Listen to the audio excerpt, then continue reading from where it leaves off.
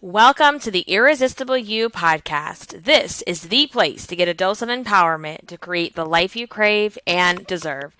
I'm your host, Amy Beltran, CEO and founder of Irresistible University. I teach women just like you how to ditch the body image issues, gain confidence, and lose the emotional weight to look and feel irresistible at any size. If you like the podcast, you're going to love my group coaching program. If you want to learn more about it, including the investment cost, what's included, get client testimonials, and to sign up and enroll, please head over to irresistibleicing.com/course. The link is also in the show notes. Hello, everyone. I know that it has been a minute since you have heard my voice here, and I have been absolutely MIA off of the internet and social media. The only place people have probably seen me is inside of the coaching group, and I have definitely been missing in action. And number one, today in the podcast, it's going to be a little bit of a different flow because I want to share why, and I want to share what's been going on in my world. And I don't want to just share that. I always like to connect back to a purpose and a topic and a learning opportunity. And I want to connect this back to today's overall overarching topic, which is really around when life throws you a curveball and how we can do hard things in our journeys even when we don't think we have it in us. Because for those of you that have been listening to me for a while, one of the things that I always tell you is that it's not a matter of if life throws you a curveball. It's not a matter of if life decides to punch you in the gut. It's really a matter of when, because we're always going to go through things. Some of us will go through things that look much different, and that's okay. But one of the guarantees that we have is that life will throw us some curveballs. And so that is such an underlying theme about Irresistible You, because we talk all the time about how, we can't lose weight. We can't go on a self-love journey and do this Irresistible You path in a bubble, because life is not lived in a bubble. Life is not lived when all conditions are perfect, because if that's the case, we would never be able to do the things in life. And that's a big reason why, these diets that you see yourself going on, they never last in the long term, because you want to be able to do them in this all conditions are perfect type of environment. And that's just not realistic. So we have to understand that at some point we're going to get thrown some curveballs here and there. And sometimes we're never prepared for that particular curveball or that particular redirect, but we have to know that the good comes with the bad and everything in between. So I just want to get personal with you guys for a second, because I feel that we have that kind of relationship, and that I'm never one to really hold back with what's going on with me. I really wear my heart on my sleeve. I don't sugarcoat things. I share, because I always know there's power in sharing story. There's power in sharing my journey, my challenges, my struggles, because someone listening right now might be going through the same thing, or even if it's not the exact same thing, there's always something to glean from that story. And so, yes, I have been missing. Yes, I have not been able to even think about the podcast or work for that matter at the moment, but let me just get into it. I don't want to hold you in suspense any longer. So here we go, guys. And this is going to probably be, this is going to be an emotional episode for me. So please bear with me, because it's going to be emotional. And as I get into it, you're going to understand why that is and everything else. So, okay. So on June 25th, Friday, June 25th, at approximately 3:45 p.m. It's crazy how when certain things happen, the date and the time is forever imprinted in our brain. And I will never forget the date and the time. On that date, our entire world was flipped upside down. I took both of my kids to the pediatrician. So both of my kids had been sick on and off with colds and a little bit of coughing, a little bit of mucus, the typical. We took them to urgent care a few weeks prior to that. They gave, basically said, let it run its course. It's just a really bad cold, but it could progress to an ear infection. And it did. So my daughter had actually been out of school that week because she was just running fever and she wasn't feeling good. And for her to be down and out like that is really unheard of, honestly. Because she's such a high energy child. And that morning she woke up saying her ear was hurting. So I called, made an appointment, got in that day. And other than that, you guys, that day was just boom, boom. Like it was just work was flowing. I was in the zone. I was marking stuff off the to-do list. I was feeling productive. And our biggest problem up until that time, our pool had started turning green because the chlorinator, we have a saltwater pool, and the chlorinator had stopped working. And so that was our biggest problem. So we ran to Walmart on the way to our appointment because my husband had actually taken the day off because of the kids being sick.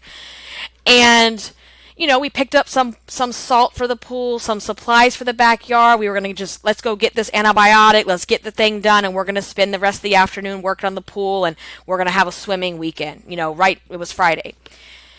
So we did that and we got to our appointment and both of us were there with both kids. And I'll just share this because it irritates me to all hell.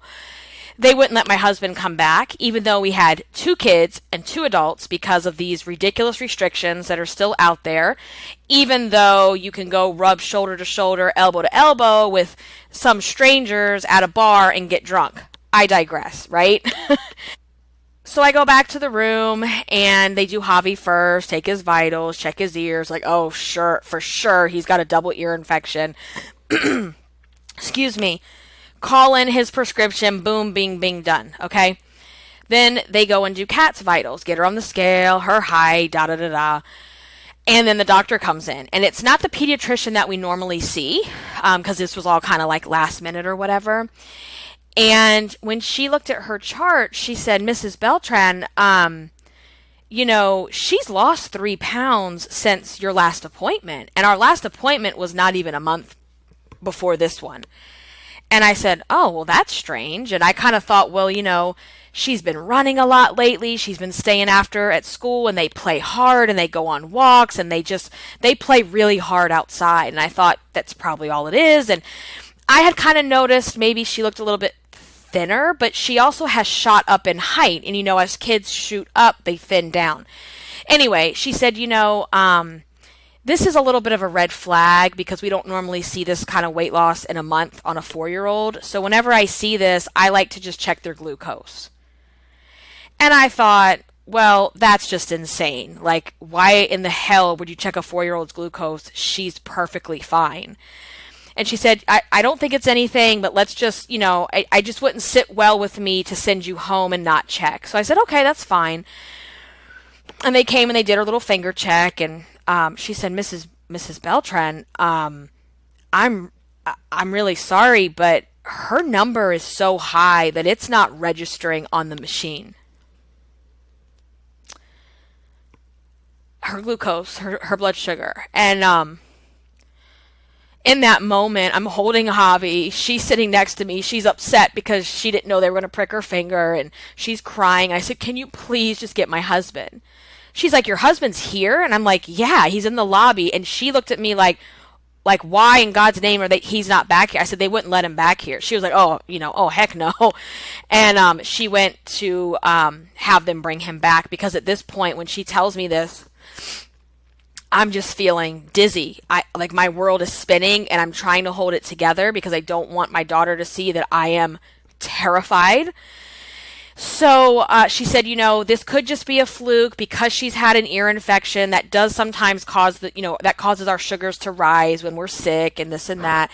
She said, so let's just kind of double check, I want to double check her urine because if it's in her if she's showing high blood sugar in the urine, then there's a high possibility that she might be diabetic. And when I heard that, I just thought, wait, what? I was so just beside myself. So to wrap this up as quickly as I can, she did have glucose in the urine, and she said, I'm going to need you to immediately go to the children's hospital for further testing. And, sorry guys. This is like the first time I'm really sharing this story outside of like close family. And, I haven't talked about it much in terms of the whole story. So I said, I need to step out for a minute if I can talk to you. Is that okay? She said, yes. And, I just had to go in the next exam room and just kind of let it out a little bit because I was about to lose it. And I have to hold it together for my daughter. And she said, I'm going to just let you know that this isn't going to be pleasant. They're going to be poking her and taking a lot of tests. And this is, if she had a hard time with just the glucose test, this is not going to be easy. But she's like, you got this. You got this. And we get to the children's hospital. Of course, they do all kinds of testing. They're taking blood. They're putting an IV into my daughter, which was just so traumatic for her and us. And we're terrified. And I had immediately called my parents who were already out of town for the weekend, and they said, we're on the way back. And I was like, no, please don't come back. Because I'm thinking, oh yeah, we're probably going to go home. It's no big deal. And we've got Javi with us and Chewy's at home. And they're like, we're on the way home. We will be there.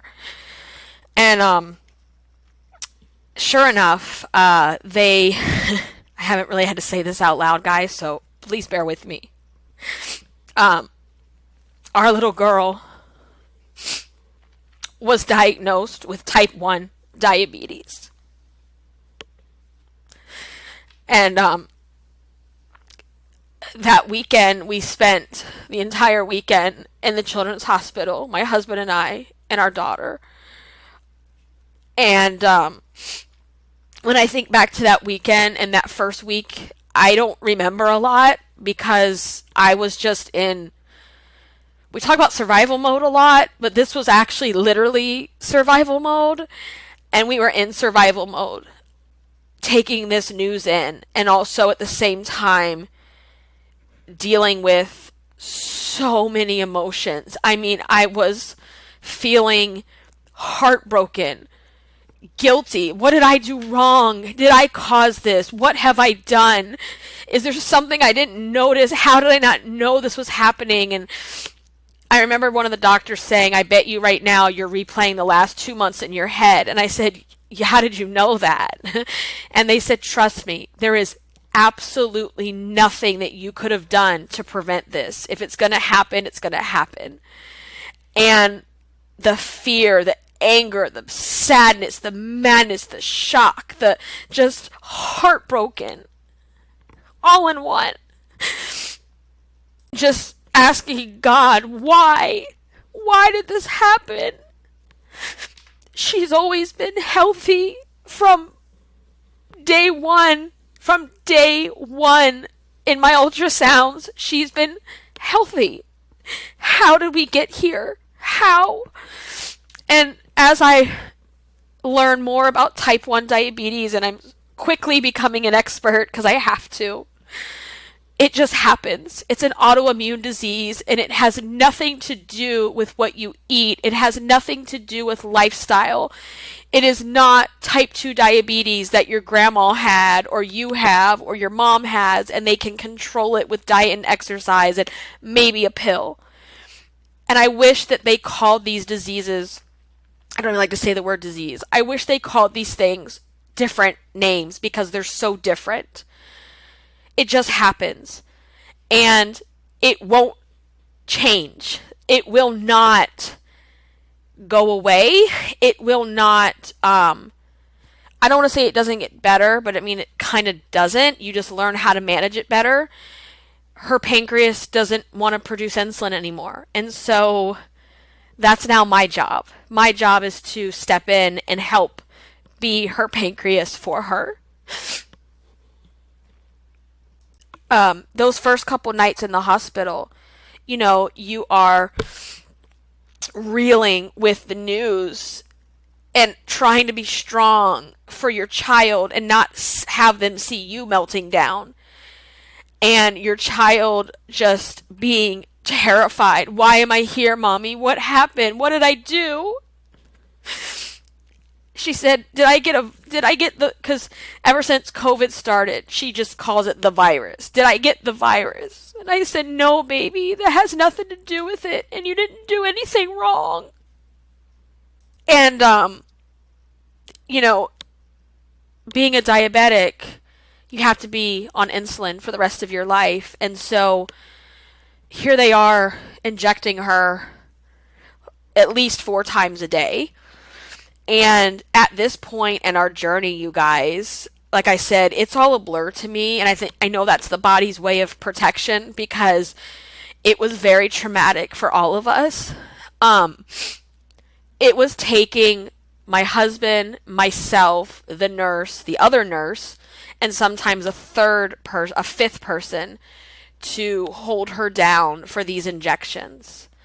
And I don't know if you know anything about insulin injections, but they're actually not that big. They're actually not even really all that painful. But when you're a 4-year-old, a needle is a needle is a needle, right? And if I don't understand why this is happening, if I'm a 39-year-old person who's confused and scared and frustrated, I cannot imagine what this 4-year-old little girl is thinking, right? So, the other thing in the hospital is we spent, 3 days not only managing her, trying to get her to understand as much as she can as a 4-year-old, trying to just get through it, but they also spend those 3 days educating you so that you can take your child home on how to give her insulin and how to basically keep her alive. And while we were there, we barely slept. We barely ate. And my husband, we were wearing the same clothes for 3 days in a row. I did not take my contacts out. I couldn't have given a shit about myself in that moment. And it's like when I had my parents come up there to bring some stuff, I didn't even think about us. I wasn't even thinking, hey, bring my contacts or bring this, or I just literally was in that survival mode. And, it was hard. And I will tell you, my husband, who is the rock, who is my rock, who is the rock of this family, who is the calm one, who is just, he's the person that you want around when things go to shit. I'll just say that. And when she went to sleep one night, I was putting her to sleep, rubbing her back and laying in the bed with her and singing to her because that's what we do together. And the room was kind of like an L, and he was on the couch. And I could hear him silently sobbing. And it just broke my heart because I never hear him cry. And it wasn't crying, it was sobbing. And once I put her to bed, we just sobbed together. Because in that moment, too, you have so many fears of what does this mean? How will she go to school? How will she do this? How will she do that? Because you don't know what you don't know yet. And you have so much fear of this diagnosis because, yes, it can be managed and people thrive with diabetes. They do. But if you don't manage it, it is a life or death situation. And thank God that the pediatrician noticed that little tiny weight loss and said, hang on a second. And I told her, because she followed up with this just to see how we were doing on Monday. And I told her, you are an absolute angel because I know for a fact you saved our daughter's life. Because if diabetes goes unchecked, undiagnosed for too long, oftentimes the child is so ill or the child has a seizure, or goes into a coma and may or may not wake up. And the fact that they caught this before her body went into something called DKA. DKA is when your body is like, it's kind of some of those things that I'm talking about. And if it wasn't DKA, we would have actually probably had to be in the ICU for a week or more. And thank God that wasn't the case, that we caught this very early. Her doctor did, and I will forever be grateful to that woman for doing that.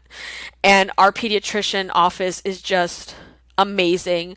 And our regular pediatrician who was out that day, I mean, she even called us on Monday just to check on us and, see how we were doing. And she knows, because she said, I know Catalina, she's just she feels so deeply. Even watching her brother get shot, she just feels like she's so empathic, and she just feels what she feels so deeply. And she's the same way with Chewy at the vet.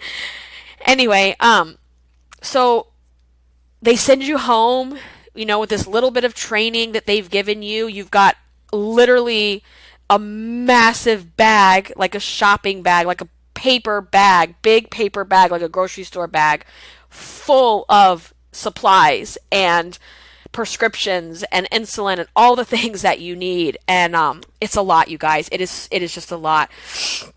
And so you're sent home to deal with this.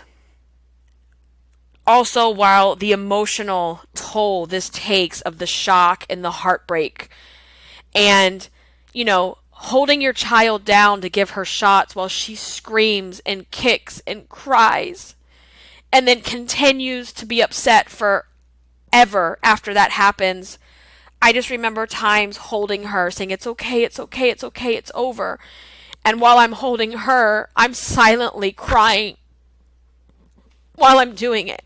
And I had to step out of the room a few times and just go into like an empty room down the hall and just sob.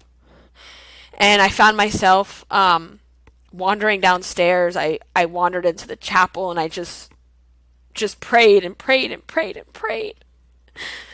I can't take this away from her, but I prayed that she would have the strength and the determination and the bravery to get through this, because she's going to need that. And I know she's that girl, and she is that girl. And, then you're just also, it's kind of like you go through the different stages of grief through something like this. And I found myself bargaining with God, even just like, give it to me. Give it to me, because I can handle it. I can do this. Let me take this on. Take it away and give it to me. And you would go through feelings like, we got this. We're going to get through this. We have what it takes. We're an amazing team. To like, how will life ever be the same again? And when we got home that first week, again, it was like a blur. And you know what? I said this to Frank on the way home. We're in the car. And when we left the hospital, the three of us, here she is, 4 years old. I said, oh my gosh. And he said the same thing. I said, this feels like when they send you home with a newborn. That fear of like, oh my God, if I don't do this perfectly, this child won't survive. If I don't, it was just all those same feelings and fears of the unknown, that you're just thinking, oh my God, I'm not going to get this right, and I'm going to mess everything up. And it was like going home with a newborn. I've got all these new supplies, this whole new way of life. How are we going to integrate this into our life and how we like to do things? Because type 1 diabetes, it's not like you get time to be like, all right, cool, this happened. Let me take some time to like read about it, research. No, it is an unrelenting diagnosis that does not give you the gift of extra time. It's like you are in it.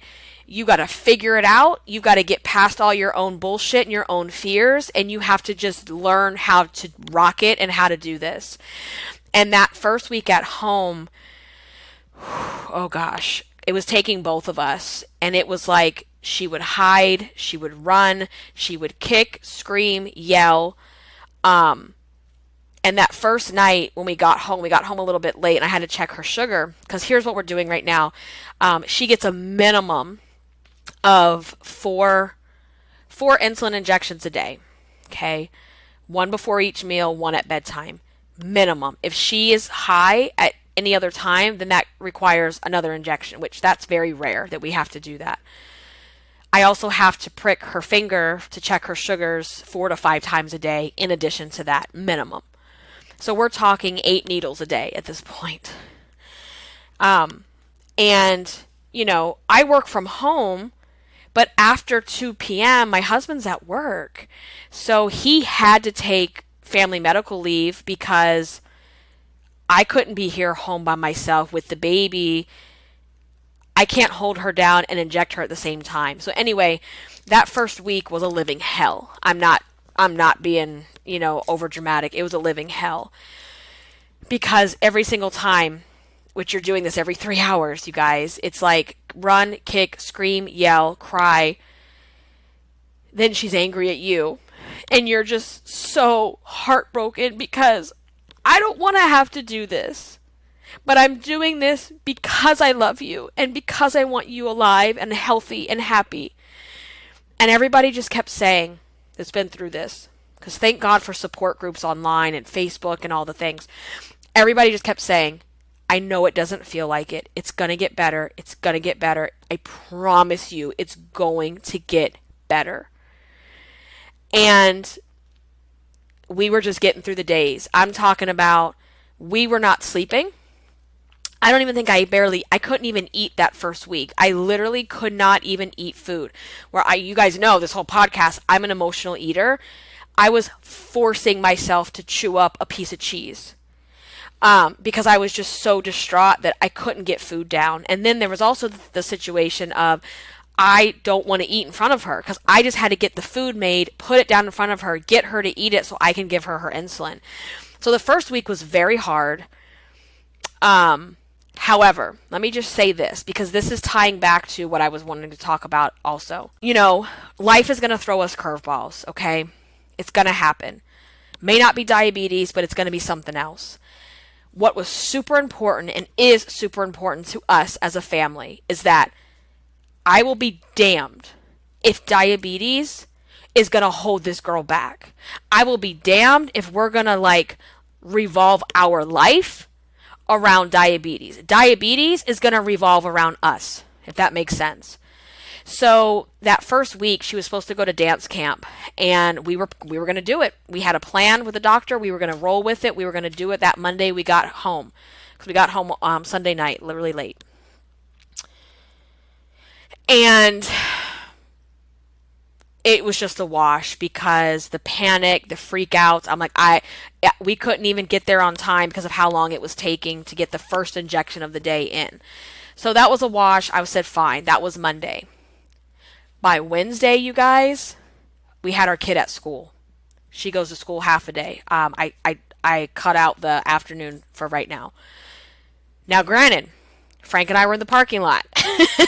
And the teachers were like, that's fine. If you need to stalk us in the parking lot, whatever is going to make you guys feel comfortable while you get through this, then we're going to work with you. And they are angels as well. And that's what we did. We sat in the parking lot because they were playing outdoors and it was a hot day. We made sure she was hydrated. I have her bag everywhere I go with all her supplies. And we did it. And she made it. And it was like the first glimmer of hope that we got this. Like, Team Beltran has this in the bag. We're going to get through this. We're going to rock. We're not going to just get through it, but we're going to rock the shit out of this diabetes, okay? And nothing is going to change for her other than, you know what, baby girl, you got a couple more steps to take that someone else doesn't have to do. And that's what I keep telling her, is that this will not hold you back. You just have a couple extra steps when you eat your food and a couple extra steps in the morning, and that is it. You're just adding a couple things to your daily routine, and that's it. Because it's so important to us as a family that we just keep plowing forward with how we live our life. And we just throw this into the mix because this is now part of our journey. Diabetes is not going away. It doesn't get better. So people's stories about their mom who started working out or their dad who started eating better, that's not helpful because that is not what type 1 diabetes is about. So it's like diabetes is part of our journey. It's not going anywhere, and we're going to make it work into our lifestyle, right? So that was Wednesday. And that was the last day of school for the week. And I was determined next week she's back at school 3 days a week. Okay, so week 1, we are in a living hell. And I'm not kidding you, the first night when we got home late and she had to take her blood sugar on her finger. I'm not trying to be like, dramatic or whatever. I mean, I am dramatic, but I'm not trying to be dramatic right now. It was like a scene from The Exorcist. No kidding, no lie. And my mom and dad were still here because they had the baby, and they were waiting downstairs so we could, they knew this was going to take some time. And I mean, I even came downstairs, and even my father was like teary-eyed from what they had to hear. And I thought, oh my God, how are we ever going to do this? How, if it's going to be like this? And it was breaking my heart because those first couple days, when she was having these fits, and she deserved to have these fits. This is scary. This is new. She's freaking 4 years old, right? Javi is getting terrified because our household is a calm, safe place. We don't yell. We don't scream. We're not violent. And the yelling and the screaming was just so traumatic. I mean, it was just awful. And to the point, he's over there in his walker alone because Frank is holding her. I'm injecting her. And Javi's just crying and he looks terrified. And then as soon as we would finish, I would run to him and I would grab him and I would hold him and we would hold her together and just say, we love you, we love you, we love you. And we're doing this because we love you. And we just kept reinforcing that over and over and over again, that if we could take this away, we would. But this is just our story now, and it's your journey. And I just keep telling her how strong, how brave you are. And then, I think it was later that week. I don't remember the day, but I remember it was at bedtime, and we have to inject at bedtime. And Frank was in the nursery with Javi, putting him to bed. And I took out the nighttime insulin, and she got real curious about it. And I said, what if we just try to do it without Daddy? And I kind of made it like a game. Like, we don't need him. Like, we're just, the girls got this. Like, we can do this by ourselves, right? Because that was going to be our goal, is we have to be able to do it alone when he goes to work. And it was the first time she didn't freak out. She didn't run away. And I got it done by myself. And it was like, you could have thrown a parade how happy I was and how proud I was of her. And when Frank came in the room and he was like, are you serious? You guys are done? And that, again, there was this little glimmer of hope. And I just want to share that with you guys, that whatever it is you're going through, you can relate yourself back to, going through something hard like this. Please don't lose your hope. Because when you're going through hell, that glimmer of hope, that little sparkle, that little glitter, that's all you have. And when you get that big glimmer of hope, saying like, okay, if she did it once, I know she has it in her to keep going. You have to grab that with every power, every piece of your being, and hold on to it. Because that is going to pull you through what you're going through. I promise you. I promise you. And it's proof that if I can do this, I can do it again and again and again and again, right? And she did it. And I was like, oh my gosh, I think, we are going to get through this. We got this. And every single night when the kids would go to sleep, that first week at least, I would cry and I would sob and I would just let it out, and then we would talk and we would say, okay, what was the good part for today? What were the wins? And that's the other thing, guys. You cannot just focus on, oh my God, why me? This sucks. Yes, you know what? Diabetes can fucking suck a you know what, okay?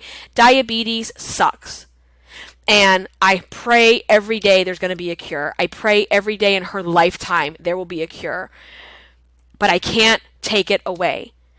You need to sit in your feelings of being angry, of being sad, of feeling broken. But then it's time to get your ass up. And it's time to say, and what am I going to do about it? Because I tell you guys all the time, my longtime listeners and my students, they know this. A circumstance is the circumstance is the circumstance, correct? And in this instance, diabetes is our circumstance. There is absolutely nothing I can do in my power to change that. Nothing. But I can either get through this, woe is me, continue my pity party, to be a victim of it, and sit at home and be afraid and be scared and completely change my life and revolve my life around insulin and the schedule. Or I get to decide, you know what? This effing sucks. I hate it, but we're going to make this is going to fit into our life. Okay, this is going to have to fit into what we like to do. And so the other piece of that, and I did this when I had newborns, when everything feels so overwhelming and new and you're scared and you're afraid to mess up and everything else, is every day I would set mini goals. I did this when both of my kids were in newborns of like, okay, you know what, today I'm going to get that paperwork filled out. Today, my only goal is to do what I need to do to keep this baby alive, and I'm going to get that insurance taken care of, or whatever it is. Okay, so for example, one day we said, you know what? We're going to do what we need to do, but today, in between injections, so that we can start to learn how to leave the house again, we're going to go to Target as a family. That may not seem like a big deal in another, any other day, but when you're going through something like this, it's like, we got to figure out how to get outside of our house and work we got to work diabetes, okay? And that's what we would do. So week 1, we have had an absolute living hell. We have had every single meltdown, every single emotion. I'm over here just thinking, oh my God, my girl, my happy, she's the epitome of living life to the fullest. She's the epitome of just that person who is just full of zest for life, and she's larger than life in her personality. And she was angry, she was mad, she was acting out, she was just saying things. And what broke me that first week, a lot of things did, but one of the things, you guys, so Kat and I have a thing that we've done for years now. When we go to bed and we do our bedtime routine and we're laying next to each other when I put her to sleep, and I say, so what was your best part? And she's supposed to tell me her favorite part of the day. And then she says, okay, Mommy, what was your best part? And if Frank is there, she also asks him to. And then she does one for Chewy, which is hilarious. And we do one for Javi, and we pretend to talk like them. And anyway, so I said, baby girl, I was like, what was your best part? She goes, nothing. Because diabetes is yucky. And all I did was take insulin, and it's yucky and it's gross, and I don't have a best part. And I just had to say to her and remind her, but remember today we did this and we did that and we did da-da-da, and I would play up all the good stuff. And that's how I teed it up for the next couple of days. Instead of just asking, I would say, okay, so today we did this and we did that and we went here and we went there. So what was your best part?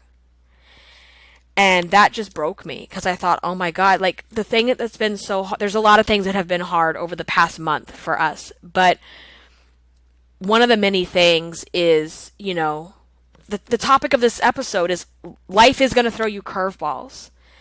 We don't expect them to throw curveballs to our children when they're 4.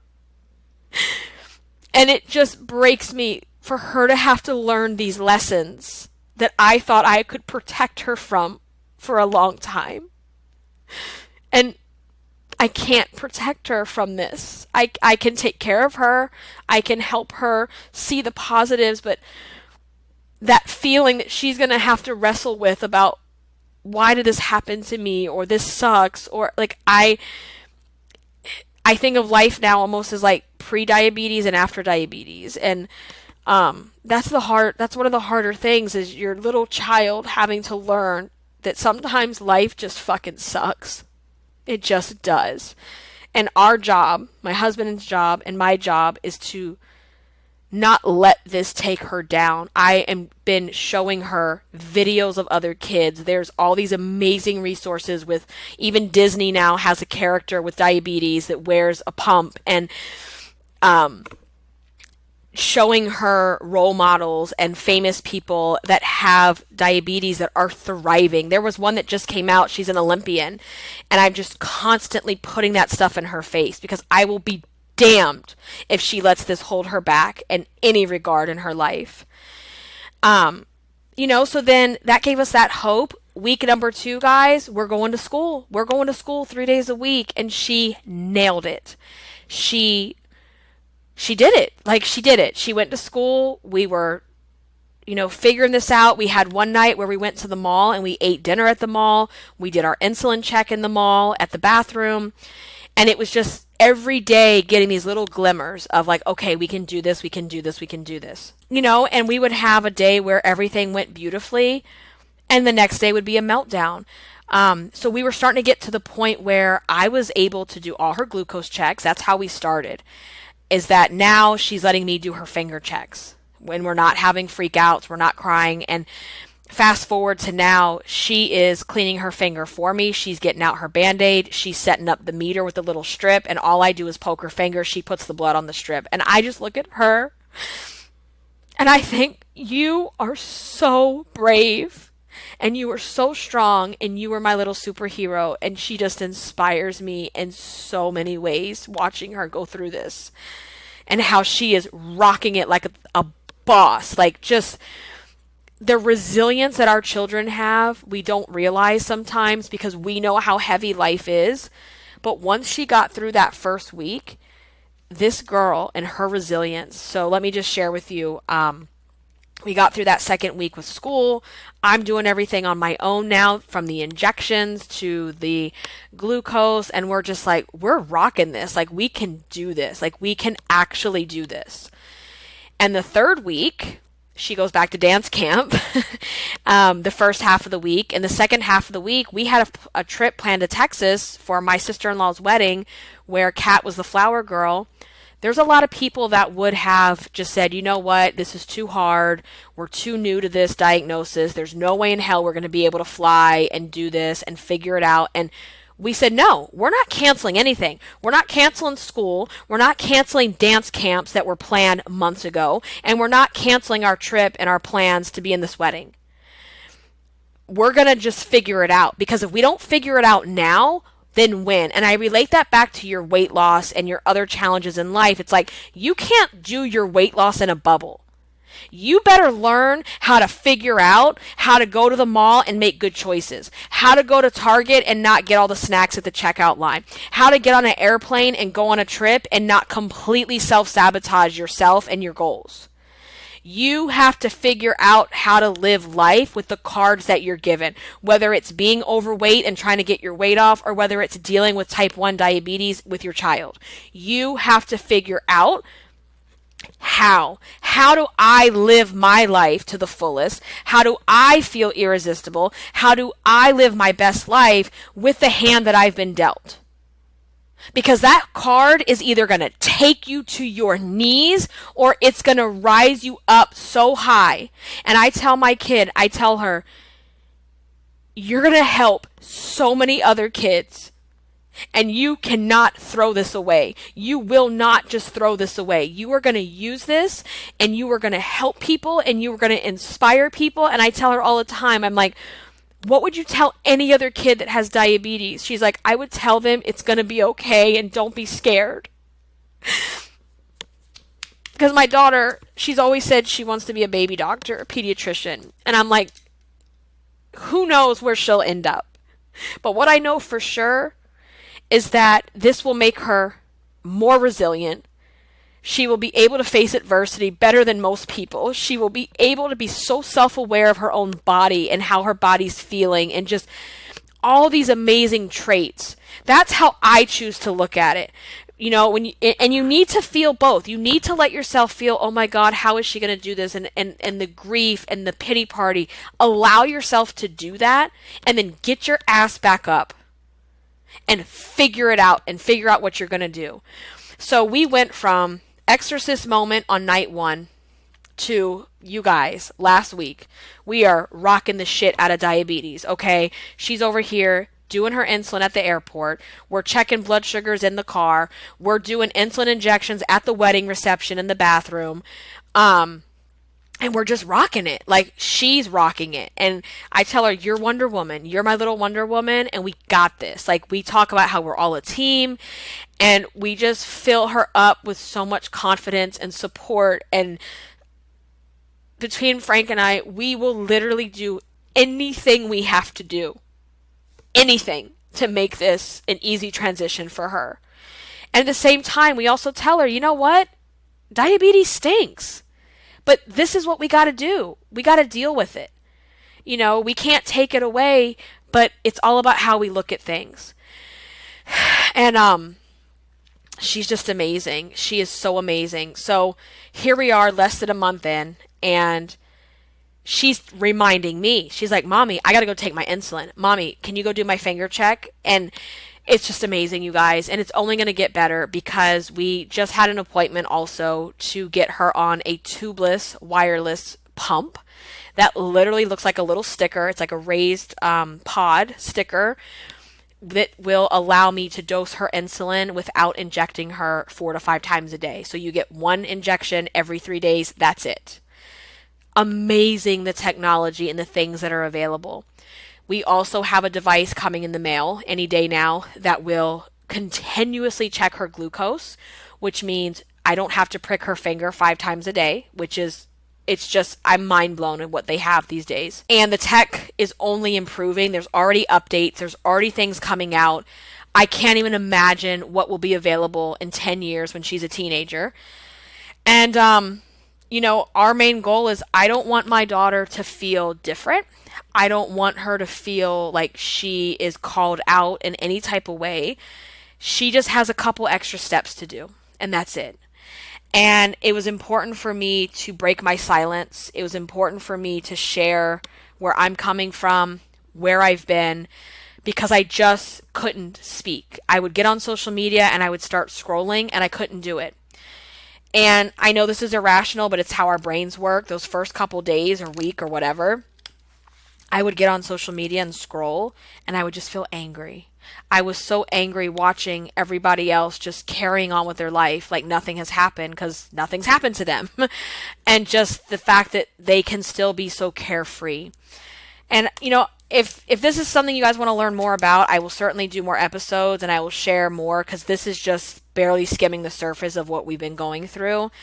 There's a lot to it. There's the calculations, there's the insulin, there's the preparation, there's the bag, the supplies that you have to take everywhere. And there's also the food component. And the hardest part about the food is being spontaneous in the moment and saying, oh yeah, I can eat that. Oh, I can eat. It's the planning, it's the thinking about it, which is really challenging, but every day gets a little bit better. And then some days we slide backwards. Like there was about a week and a half ago where we were doing really well, and then she was upset, and she laid in my arms and she cried, and she said, Mommy, why do I have diabetes? I don't want it anymore. And why did this happen to me? And there's times I've had to call the doctor 2:00 in the morning when she has a high that we're supposed to call when the numbers reach a certain point. And when we're waiting for the call back when we page them and we're waiting for the call, she said, can you please ask the doctor why this happened? And I just can't answer that. I don't have answers. And the one thing I ask out of respect, if you choose to contact or speak with me on social media or in the Facebook group or on Instagram or email or what have you, I would like for everyone to really just hold back on their horror stories. That's not helpful. That is not something I want to hear. That is not something I am open to hearing.